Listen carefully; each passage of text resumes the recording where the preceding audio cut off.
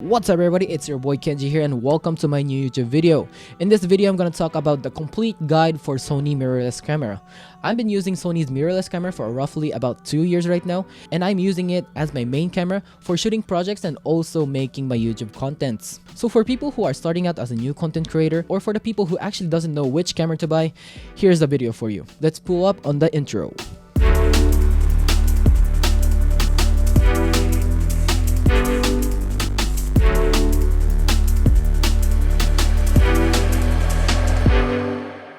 Alright, so for the low budget starter kit, I would highly recommend to get the A6600 or the A6400. And here's the reason why. It's light and compact and it's very easy to use. So in this camera, you can learn a lot of basic things, such as the settings, the picture profile, the shutter speed, like most of the basic things about the camera. There are a lot of creators who struggle in the setting menu, including myself. My first camera was a Canon 80D and I switched to A7 III. Like the settings are very different and it's really hard to master. And yeah, for the basic stuff, you can learn very easily with this camera. There's also a reason why the A6400 is the entry model. It should be a user-friendly for everyone, as in fact in the long term you can convert this for your secondary camera. I've seen a lot of YouTube content creators who use this camera as a vlogging camera and also as a backup camera. So if your budget is less than $2,000, I would highly recommend this starter kit.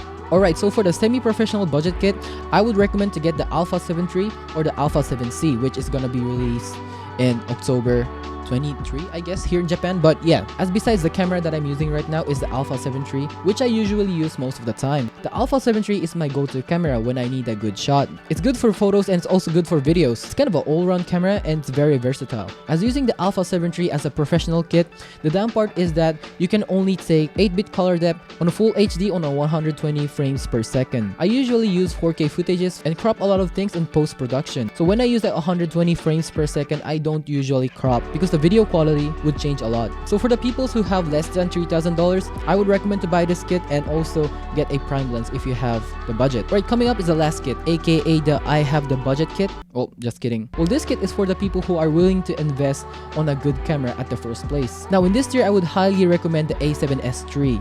It's the best camera in the market right now and it's a really good camera. It's one of the newest Sony's camera and I was really impressed on the video quality. And I have no doubt for the price range and the video quality and also for the size, it's actually a monster. It could shoot 422 10-bit and also 4K in 120 frames per second. As I told you a while ago, in the editing process, I crop a lot. And in 4K 120 frames per second, it's massive. And I was like mind blown. It is really insane. Well, there is also a downside for the A7S III. It doesn't have high pixels, which means the A7 III will have a better picture quality. And if you're looking for a camera that takes good picture quality, I would also recommend to get the A7R3 or the A7R4, which are good for taking still pictures. And in this kit, I would recommend to get the A7S III, but also for the A7R3 or the A7R4 for taking pictures. And yeah, the budget will be around $7,000, but it will be a really good investment. Alright, here's a wrap up. If you're on the low budget, get the A6600 or the A6400 and use it as a secondary camera or a vlogging camera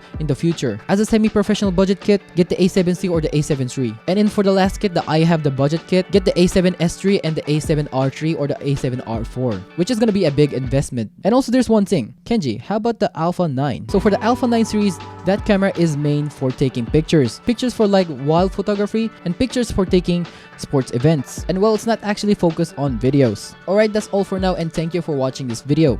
If you like this content, please give me a thumbs up and subscribe to my channel. And also if you have any furthermore questions, yeah, just comment down below. Alright, I'll see you in the next video and Kenji is signing out. Peace!